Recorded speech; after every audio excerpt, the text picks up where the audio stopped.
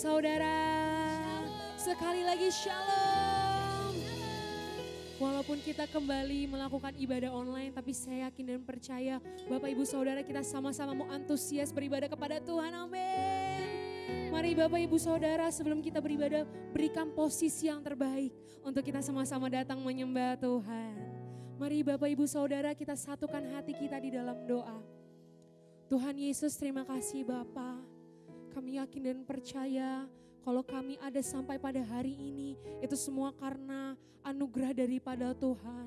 Oleh karena itu Tuhan, ini kami Tuhan jemaat-Mu, kami mau datang kepada Tuhan. Kami mau memuji, kami mau menyembah, kami mau menari. Kami mau beri yang terbaik buat Engkau Tuhan.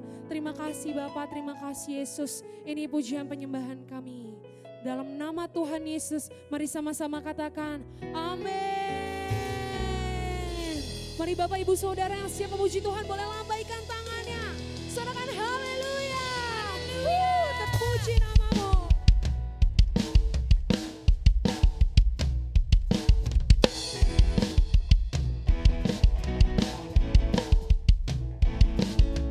Kami mau puji, kami mau sembah.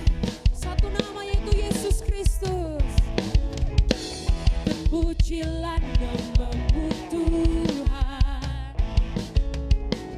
Kuat dan penuh kemuliaan,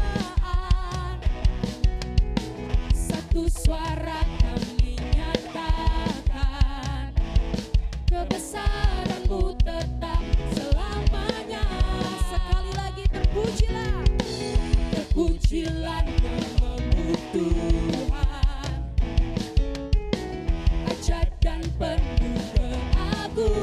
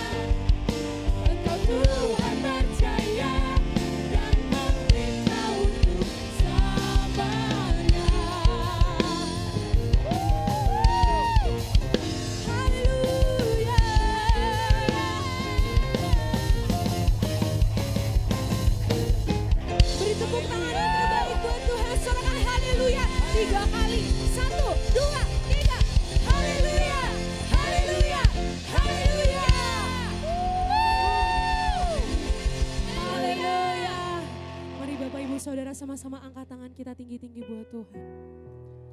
Angkat tangan kami Tuhan.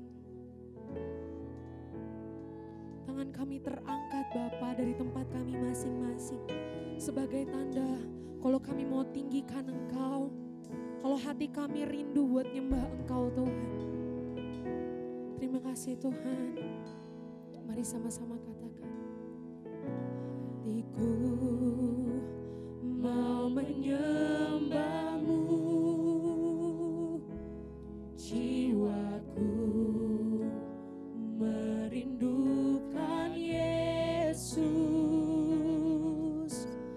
Hanya Kau Tuhan dan Rajaku, ku sembah Kau Allahku.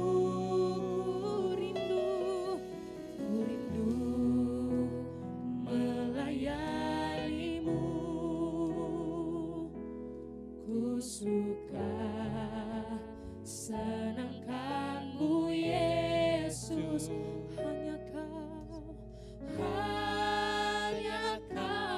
kuat dan harapku, ku sembah Kau selamanya.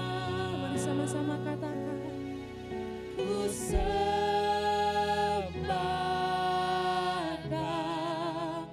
Yesus, ku sembah Kau dengan segenap hatiku dan kekuatanku, ku rindu menyembah-Mu Yesus. Mari lebih lagi katakan,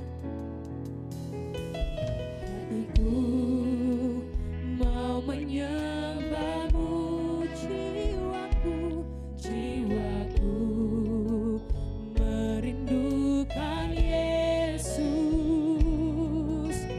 Hanya Kau Tuhan dan Rajaku, ku sembah Kau Allahku.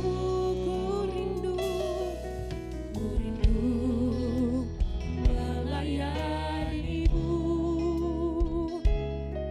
suka senangkan-Mu Yesus. Hanya Kau kuat dan harapku, ku sembah Kau selamanya. Mari Bapak Ibu Saudara sama-sama katakan, ku sembah Kau Yesus, ku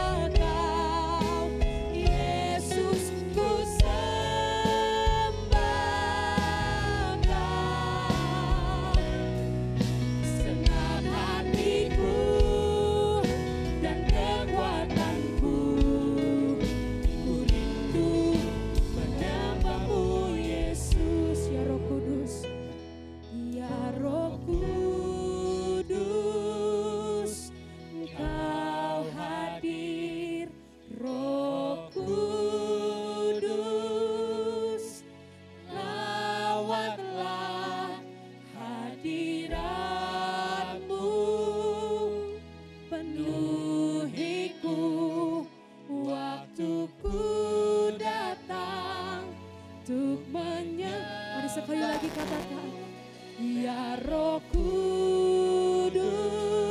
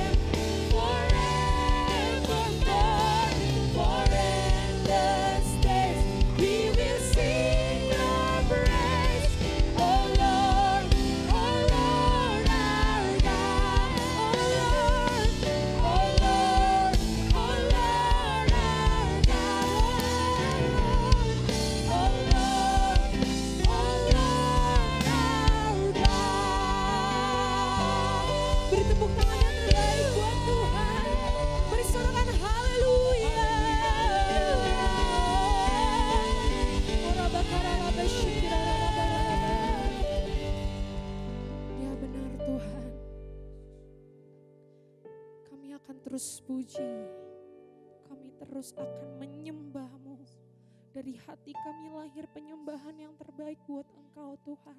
Sampai kapanpun itu, walau sampai bumi ini gak ada Tuhan, kami mau terus sembah Engkau apapun yang terjadi hari-hari ini Tuhan. Terima kasih Bapa, ini pujian penyembahan kami. Kami berikan yang terbaik buat Engkau. Sebentar Tuhan, kami mau duduk diam di hadirat-Mu. Kami mau dengarkan apa yang jadi kerinduan Tuhan atas setiap kami. Kau yang mampukan kami untuk mengerti dan paham ya Bapa.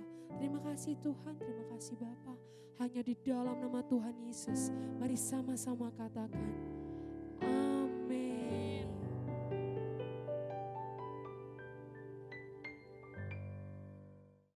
Shalom saudara, selamat hari Minggu. Voice of Pentecost hari ini akan membahas mengenai prophetic preaching atau khotbah profetik. Khotbah profetik adalah khotbah yang disampaikan dalam hadirat, pengurapan, dan kuasa Roh Kudus agar kita dapat melakukan kehendak Tuhan di zaman now. Pada kondisi demikian, seorang pengkhotbah dapat menangkap pesan dan tuntunan khusus dari Tuhan melalui Roh Kudus untuk dilakukan pada saat tertentu. Dengan demikian, ada 3 unsur minimal yang harus dipenuhi dalam khotbah profetik. Pertama, hadirat, pengurapan, dan kuasa Roh Kudus. Khotbah profetik bukanlah khotbah asal-asalan tanpa arah, tujuan, dan dasar yang tidak jelas. Seorang hamba Tuhan yang berada dalam hadirat, pengurapan, dan kuasa Roh Kudus dimungkinkan untuk menangkap pesan profetik dari Tuhan untuk diperkatakan kepada umatnya.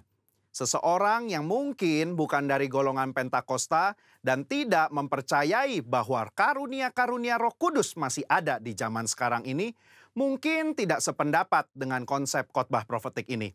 Akan tetapi, hal itu tidak menjadi alasan seseorang untuk menghakimi bahwa praktek spiritualitas Pentakosta ini adalah hal yang salah dan tidak biblikal. Kedua, petunjuk atau arahan Tuhan. Di dalam Kisah Para Rasul 1 ayat 2, dikatakan bahwa sampai pada hari ia terangkat, sebelum itu ia telah memberi perintahnya oleh Roh Kudus kepada rasul-rasul yang dipilihnya.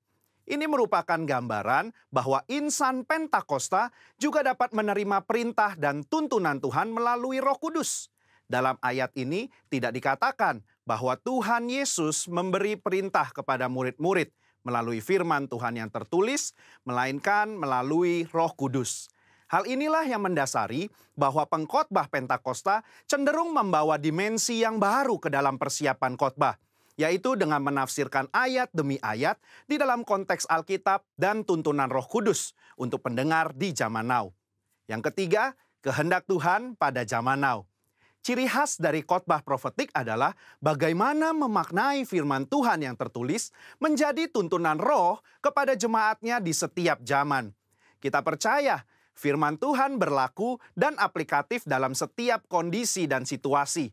Nah, hal ini membutuhkan kepekaan dalam mendengarkan suara Roh Kudus atas apa yang Tuhan sedang katakan. Sebagai contoh, di dalam 2 Samuel 5 ayat 17-25, Daud sedang berperang dengan orang Filistin. Sebelum Daud maju berperang, dia bertanya kepada Tuhan untuk strateginya. Dan Tuhan menjawab, majulah. Maka Daud maju dan memukul kalah di tahap pertama. Lalu beberapa ayat setelahnya, orang Filistin mau melawan lagi. Dan apa kata Tuhan? Sekarang kata Tuhan, bukan majulah, melainkan janganlah maju, tetapi buatlah gerakan lingkaran sampai ke belakang mereka. Inilah yang dikatakan orang Pentakosta ketika kita menekankan khotbah profetik yang mengikuti tuntunan roh.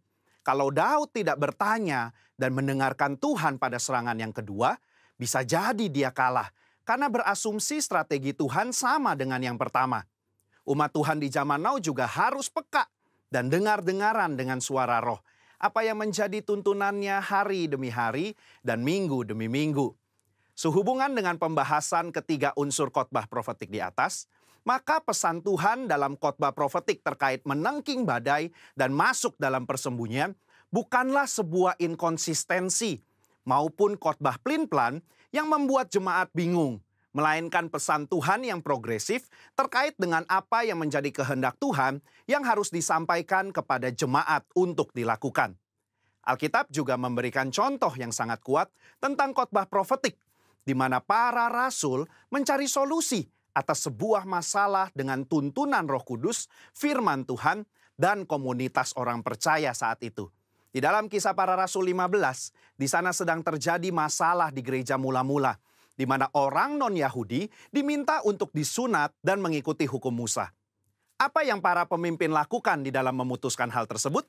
Kisah Para Rasul 15 ayat 15-17, Yakobus mengutip firman Tuhan dari Amos dan dia menafsirkan ayat tersebut menurut konteks pada zaman itu dengan menyederhanakan ratusan hukum Taurat menjadi beberapa hal saja, yaitu tidak boleh makan makanan yang dipersembahkan kepada berhala, jauh dari percabulan dan daging binatang yang mati dicekik, dan dari darah.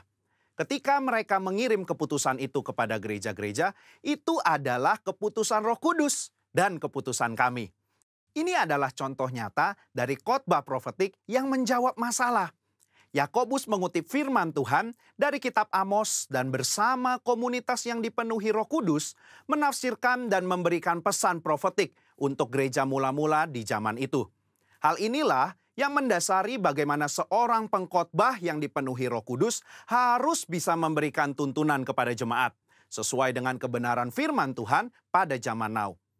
Kesimpulannya, khotbah profetik merupakan khotbah yang dihasilkan dari pengkhotbah yang berada dalam hadirat, pengurapan, dan kuasa Roh Kudus, di mana kondisi tersebut memungkinkan seorang pengkhotbah untuk mendapatkan tuntunan, arahan, dan pesan khusus dari Tuhan melalui Roh Kudus. Sebagai insan Pentakosta, kita juga menerima dan merindukan khotbah-khotbah yang profetik di seluruh komunitas kudus dimanapun kita berada. Pesan profetik ini memungkinkan seseorang untuk menangkap dan melakukan apa yang menjadi kehendak dan tuntunan Tuhan pada zaman di mana ia hidup. Sehingga dengan penuh keyakinan kita menjalani kehidupan yang berkemenangan bersama Tuhan. Amin. Saudara, untuk penjelasan lebih lengkapnya dari tim teologi kami, jangan lupa buka link yang ada di atas atau scan barcode yang tersedia. Tuhan Yesus memberkati.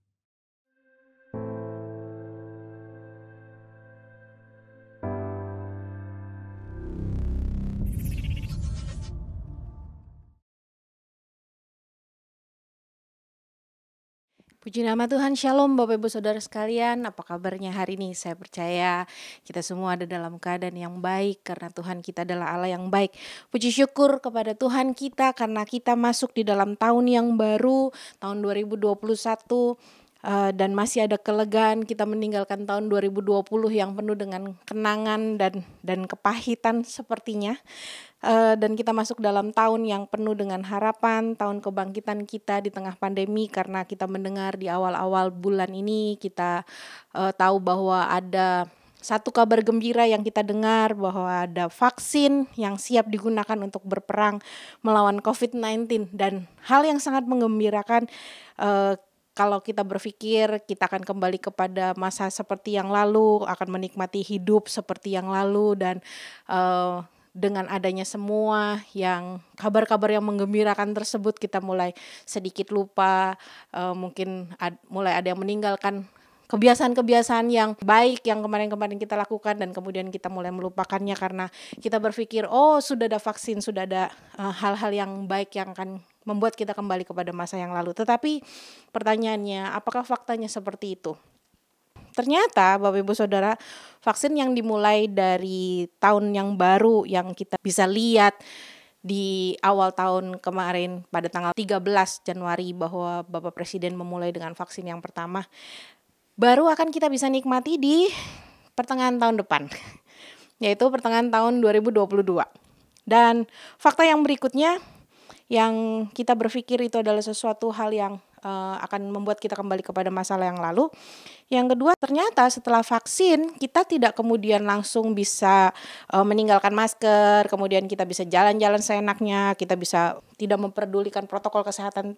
Tidak seperti itu ternyata, karena setelah divaksin pun kita masih tidak dapat kembali kepada masa yang lalu, tetapi kita masih tetap harus menjaga protokol kesehatan, masih tetap harus memakai masker, memakai kehidupan yang baru atau new normal kita.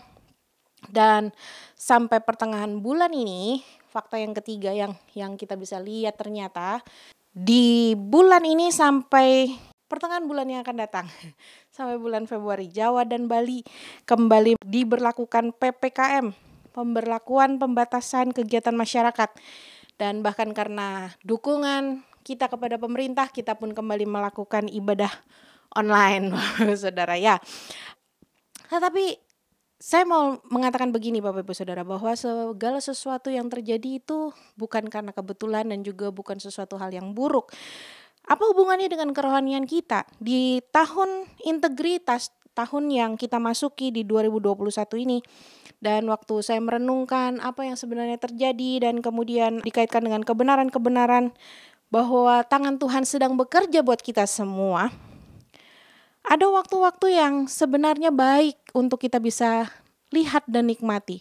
Di tengah kita memasuki pembatasan kegiatan bermasyarakat, di saat kita harus kembali kepada kebiasaan yang sepertinya menyulitkan kita karena kemana-mana kita harus membawa hand sanitizer, kemana-mana kita harus cuci tangan, kemana-mana kita harus pakai masker, kemana-mana kita harus menjaga protokol kesehatan. Dan bahkan kita tidak dapat bepergian jauh, kita mungkin hanya ada di rumah saja.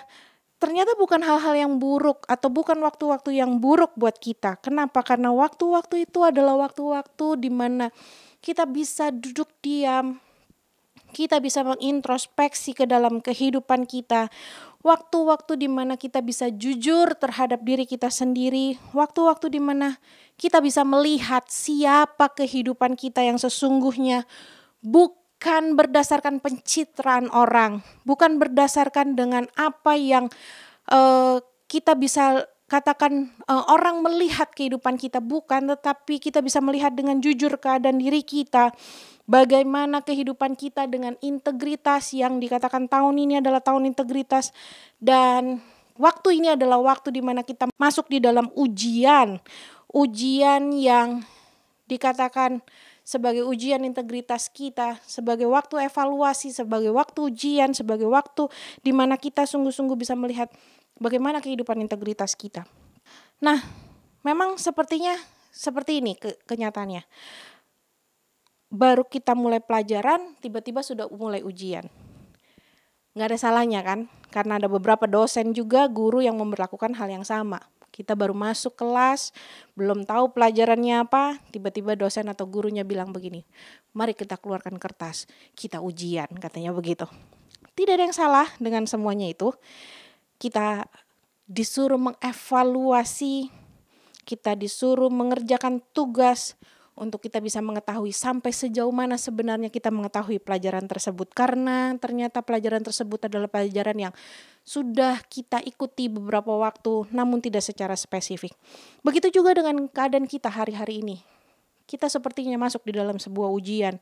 Kita sepertinya masuk di dalam sebuah waktu di mana kita harus mengevaluasi diri kita. Kita harus melihat kehidupan kita.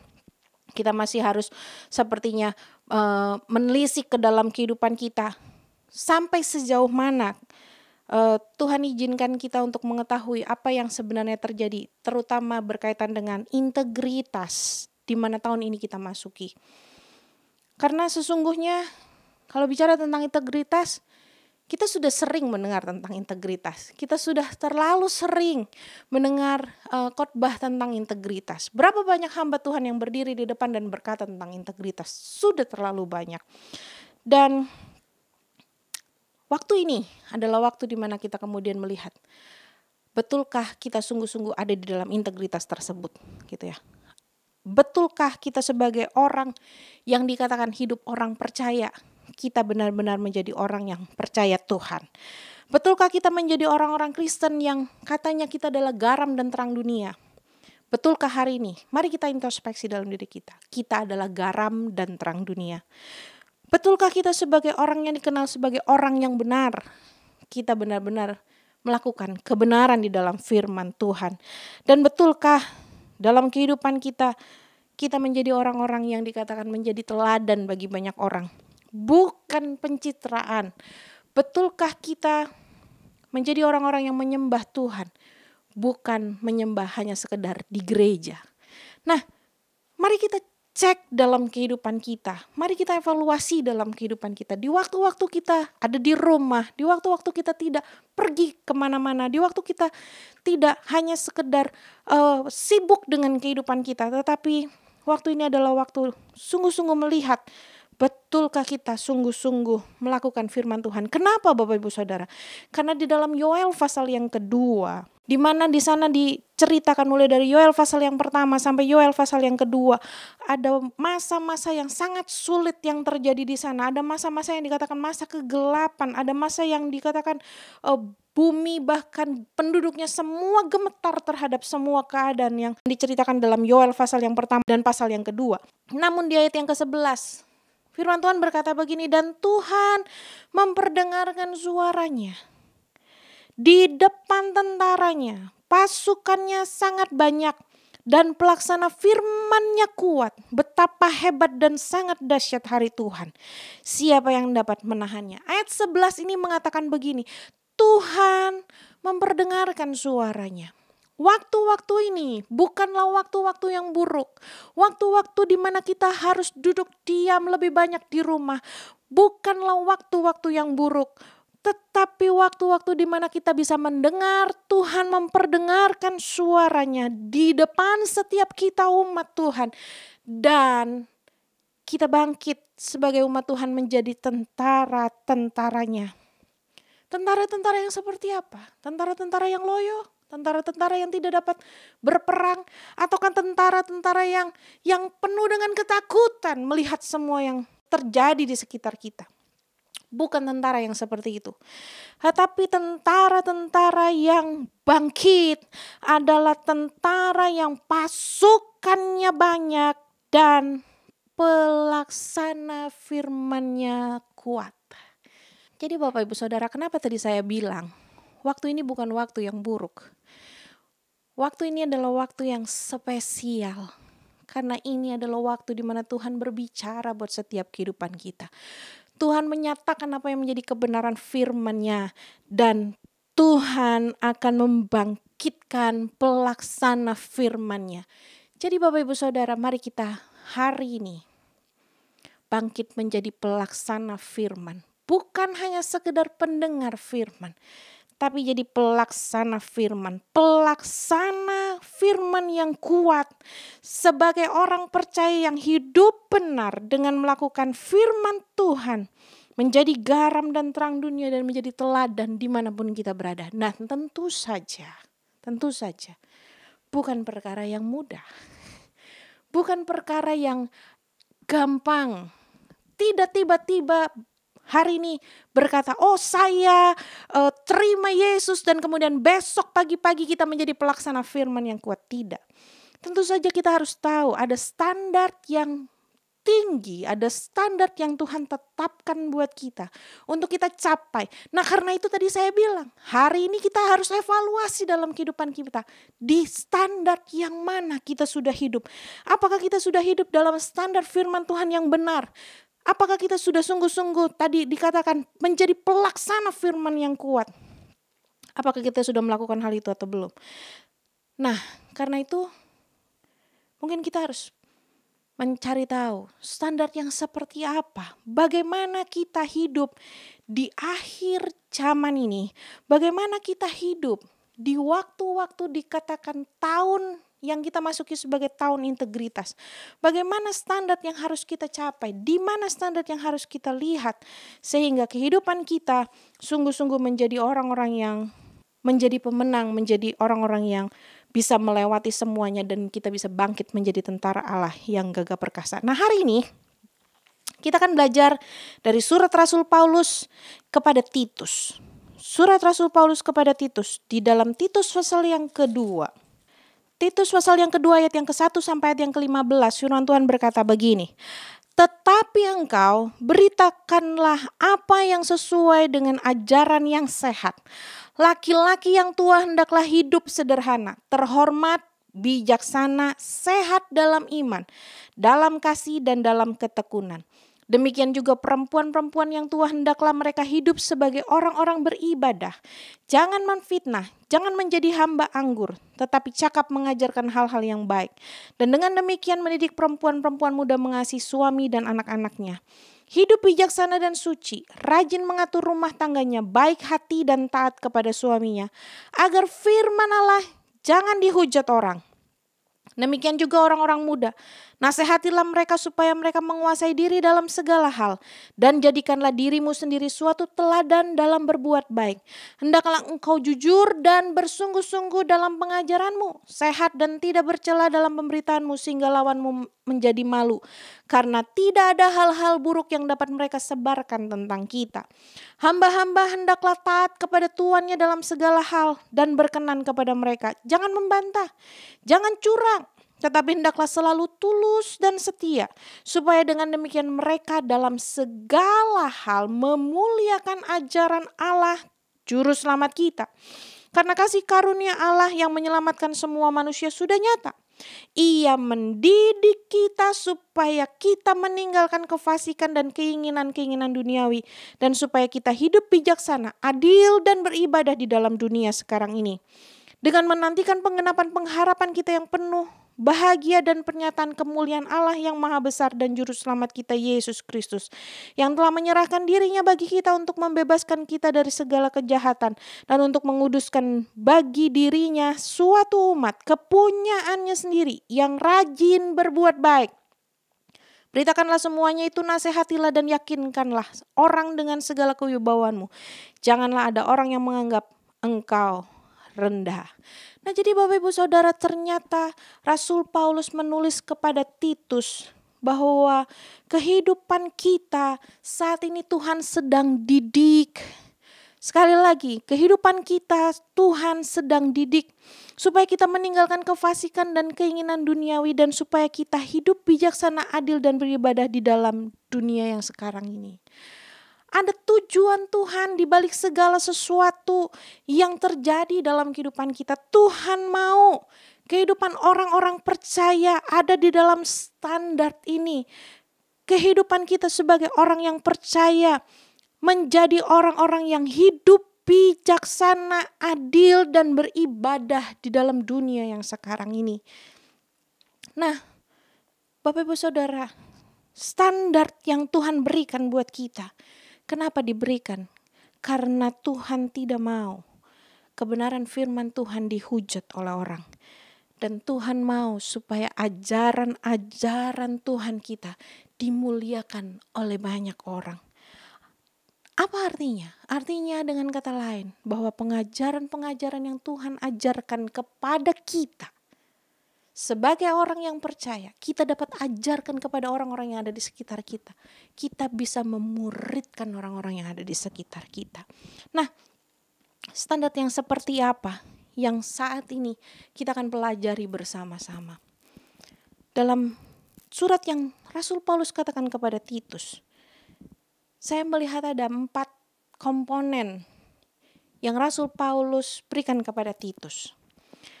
Komponen yang pertama, Rasul Paulus menulis kepada Titus yang adalah muridnya. Bagaimana menjadi seorang murid? Standar yang bagaimana yang Rasul Paulus inginkan ketika Titus menjadi seorang murid, atau standar tertinggi apa, goal tertinggi apa yang Rasul Paulus inginkan kepada Titus sebagai seorang murid. Rasul Paulus ingin Titus dapat memberitakan sesuai ajaran yang sehat, menjadi teladan dalam berbuat baik, jujur dan sungguh-sungguh di dalam pengajaran. Sekali lagi, sebagai seorang murid, goal kita bukan hanya sekedar mendengar apa yang guru kita katakan, tetapi kita harus mulai bisa menjadi orang-orang yang mengajarkan kepada orang-orang yang ada di sekitar kita sesuai ajaran yang sesungguhnya yang diberitakan oleh guru kita. Bukan pengajaran yang kita sendiri lakukan, bukan pengajaran yang menurut kita benar, bukan. Tetapi apa yang guru kita ajarkan kembali dengan ajaran yang sehat dikatakan. Menjadi teladan dalam berbuat baik, jujur dan sungguh-sungguh di dalam pengajaran. Nah tapi Bapak Ibu Saudara, standar ini gak akan bisa tercapai kalau kita gak punya telinga sebagai seorang murid. Kalau kita tiap kali pada waktu Tuhan berbicara kita madol. Pada waktu guru kita berbicara kita bolos. Pada waktu guru kita berbicara kita pergi kemana-mana. Pada waktu mungkin kebenaran firman Tuhan hari ini diberitakan, kita tidak mendengarkan dengan benar. Kita tidak akan bisa menangkap pengajaran yang benar. Karena kita bisa salah mendengar dan kita bisa salah melakukan. Bukankah kita sering kali seperti itu? Kita salah mendengar dan kemudian kita salah melakukan. Kenapa? Karena kita tidak mendengarkan dengan sungguh-sungguh. Kita tidak mempunyai telinga seorang murid. Murid itu ketika guru berbicara dia sungguh-sungguh mendengar. Saya sangat ingat sekali pada waktu saya masih kecil. Papi saya bilang begini. Kalau misalnya kamu belajar Ci. Kalaupun misalnya kamu gak mau belajar di rumah. Yang penting kamu dengerin gurumu ngomong sungguh-sungguh katanya gitu. Kenapa? Karena waktu gurumu ngomong sungguh-sungguh, kamu bisa ngerti apa yang menjadi pelajarannya. Waktu kamu ngerti pelajarannya, kamu pasti bisa ngerjain ulangannya, katanya begitu. Jadi, biar kita memiliki telinga seorang murid. Nah, di tahun integritas ini, Bapak Ibu Saudara, telinga seorang murid ini benar-benar dipertaruhkan. Apakah kita sungguh-sungguh menjadi seorang murid yang mau mendengarkan setiap pengajaran firman Tuhan dengan sungguh-sungguh, atau kita gak mau melakukannya dan kita lebih memilih pengajaran-pengajaran yang sepertinya enak buat telinga kita, sepertinya enak buat hidup kita, tetapi tidak membangkitkan kehidupan kita menjadi tentara Allah yang menjadi pelaku firman yang kuat. Standar yang berikutnya yang dicatat dalam Titus pasal yang kedua ini dari Rasul Paulus kepada Titus, dikatakan begini, sebagai pria. Di sini ditulisnya pria-pria yang tua katanya. Tapi bukankah semua, apakah itu pria ataukah itu wanita, menjadi yang lebih tua daripada yang lain? Nah, bagaimana bersikap menjadi seorang pria? Nah, bagi bapak ibu, bapak-bapak, bagaimana bersikap atau memiliki standar sebagai seorang pria menurut Rasul Paulus kepada Titus? Di sana dikatakan begini, bapak-bapak atau para pria, hiduplah sederhana, terhormat, bijaksana, sehat dalam iman, dalam kasih dan dalam ketekunan. Sekali lagi, Rasul Paulus mengatakan kepada Titus bahwa para pria dan bapak-bapak yang ada di rumah, ini standar yang harus ada di dalam tahun integritas. Bapak-bapak dan para pria harus hidup sederhana, terhormat, bijaksana, sehat dalam iman, dalam kasih, dan dalam ketekunan. Ini yang harus menjadi standar kita. Apakah selama ini kita sudah hidup sederhana? Apakah kita selama ini sudah hidup terhormat? Apakah kita selama ini sudah hidup bijaksana? Apakah kita sudah sehat dalam iman kita, dalam kasih kita, dan dalam ketekunan kita? Kalau belum, ini menjadi target kita untuk kita capai bagi bapak-bapak. Amin bapak-bapak. Tapi bapak-bapak, para pria, standar ini gak akan tercapai. Gak akan bisa tercapai kalau kita hidup di dalam keegoisan. Kalau kita hanya mementingkan diri kita sendiri, kalau kita hanya mementingkan apa yang menjadi keinginan kita sendiri, gak akan bisa tercapai. Komponen yang ketiga yang Rasul Paulus catat kepada Titus, yaitu kepada para wanita. Tadi bapak-bapak, sekarang ibu-ibu. Bagaimana kepada ibu-ibu? Apa yang dikatakan? Standar yang seperti apa yang harus dicapai? Bagi para wanita, dikatakan wanita-wanita yang tua. Sekali lagi, bukan soal umur, tetapi bukankah kita menjadi lebih tua daripada wanita yang lain yang lebih muda? Di sana dikatakan begini, hiduplah sebagai orang-orang yang beribadah. Memiliki gaya hidup yang makin menjadi lebih kudus katanya. Itu arti kata beribadah. Jangan suka memfitnah. Memfitnah memakai kata false, not false accuse. Bukan orang yang salah nuduh. Nah, biasanya kadang-kadang perempuan suka salah nuduh. Jangan salah nuduh, jangan suka memfitnah katanya. Jangan jadi hamba anggur. Hamba anggur ini bicara soal bagaimana kehidupan kita menjadi orang yang sabar atau sadar dan tenang. Orang mabuk itu gak sadar, orang mabuk itu gak tenang. Pasti ngoceh yang enggak, bahkan mungkin dia tidak sadar. Tetapi bukan menjadi hamba anggur itu berarti dia harus memiliki kesadaran dan ketenangan. Tetapi cakap mengajarkan hal-hal yang baik, menjadi guru dalam hal-hal yang baik. Dan dengan demikian mendidik perempuan-perempuan muda mengasihi suami dan anak-anaknya. Hidup bijaksana dan suci, rajin mengatur rumah tangganya, baik hati dan taat kepada suaminya. Bapak Ibu Saudara, untuk standar ini, para ibu dengar baik-baik, gak akan bisa tercapai kalau kita menjadi wanita-wanita yang merasa paling hebat. Karena kita berkata, oh perempuan adalah penolong. Maka kemudian kita berkata, oh maka pria bukanlah orang yang bisa kita hormati. Kita tidak boleh berkata seperti itu. Kita harus menjadi orang yang, menjadi wanita-wanita yang sungguh-sungguh menghormati suami kita. Menghormati orang yang Tuhan sudah taruh menjadi otoritas buat kehidupan kita. Dan komponen yang keempat di sana dikatakan, sebagai hamba-hamba. Hamba-hamba bukan bicara soal pembantu saja. Tetapi hamba bicara soal pekerja, orang-orang yang bekerja di bawah orang lain. Standar apa yang Rasul Paulus katakan kepada Titus? Standar yang diberikan kepada orang-orang yang bekerja di bawah orang lain. Bahwa orang itu harus taat kepada tuannya dalam segala hal dan berkenan kepada mereka. Jangan membantah, jangan curang, tetapi hendaklah selalu tulus dan setia. Ini yang harus menjadi bagian dalam kehidupan kita sebagai orang yang percaya.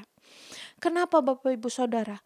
Karena sungguh-sungguh di sini dicatat, kalau kita tidak hidup di dalamnya, firman Tuhan, ajaran Tuhan, bahkan nama Tuhan bisa dihujat oleh orang. Nah karena itu, di waktu kita ada di rumah, di waktu kita dibatasi semua kegiatan kita, di waktu kita tidak melakukan apa-apa, tidak melakukan kesibukan-kesibukan yang tidak sama seperti pada waktu yang lalu. Mari kita lihat kehidupan kita sungguh-sungguh. Apakah kita selama ini menjadi orang percaya hanya pencitraan? Menjadi orang benar hanya pencitraan? Menjadi orang-orang yang dikatakan beribadah hanya karena orang melihat kita ada di dalam gereja? Apakah kita sungguh-sungguh menjadi penyembah Tuhan bukan cuma di gereja? Tapi kita evaluasi hidup kita. Dan hari ini kita akan belajar dari Rasul Paulus, surat Rasul Paulus kepada Titus. Mungkin besok-besok kita akan evaluasi hidup kita berdasarkan surat Rasul Paulus kepada Efesus. Mungkin besok-besok kita akan evaluasi berdasarkan surat Rasul Paulus kepada Timotius. Tetapi hari ini biarlah ada standar-standar yang tinggi yang kita bisa capai karena kita sungguh-sungguh menjadi orang yang bukan hanya sekedar kita pencitraan, tetapi kita hidup di dalam integritas yang Tuhan sudah berikan. Nah, karena itu Bapak Ibu Saudara, mari kita hidup seperti apa yang Tuhan mau, yaitu hidup bijaksana, adil, dan beribadah kepada Tuhan. Tuhan Yesus memberkati kita sekalian. Mari kita berdoa. Bapa, kami mengucap syukur buat hari ini. Kami berterima kasih karena Tuhan Yesus baik dalam kehidupan kami. Tuhan tidak pernah meninggalkan kami, bahkan memberikan setiap janji-janji firman Tuhan buat kami. Tuhan memberikan aturan-aturan bagi kami. Tuhan memberikan peringatan-peringatan bagi kami, agar kami sungguh-sungguh hidup di jalan seperti apa yang Tuhan mau. Karena itu Bapa, ketika kami masuki tahun integritas kami, biar kami sungguh-sungguh belajar. Bukan hanya sekedar kami mendengar, bukan hanya sekedar slogan, tetapi sungguh-sungguh kami menjadi pelaku-pelaku firman Tuhan. Kami bangkit menjadi tentara-Mu yang gagah perkasa, menjadi pelaku kebenaran firman Tuhan yang kuat, karena Tuhan yang menolong kehidupan kami. Terima kasih Bapa, kami ucap syukur. Kami percaya waktu kami mengambil komitmen kami sebagai orang-orang yang melakukan kebenaran firman Tuhan, maka Tuhan memberkati kehidupan kami. Kami terima saat ini segala rahmat berkat anugerah dari Allah Bapa, kasih sayang dari Tuhan Yesus Kristus, serta persekutuan yang manis, indah dan intim dengan kuasa Roh Kudus, dan tangan kanan Tuhan yang perkasa, memegang kehidupan kami, membawa kami dari satu kemenangan kepada kemenangan yang gilang gemilang, hari ini sampai selama-lamanya. Di dalam nama Tuhan Yesus Kristus kami berdoa. Haleluya. Amin.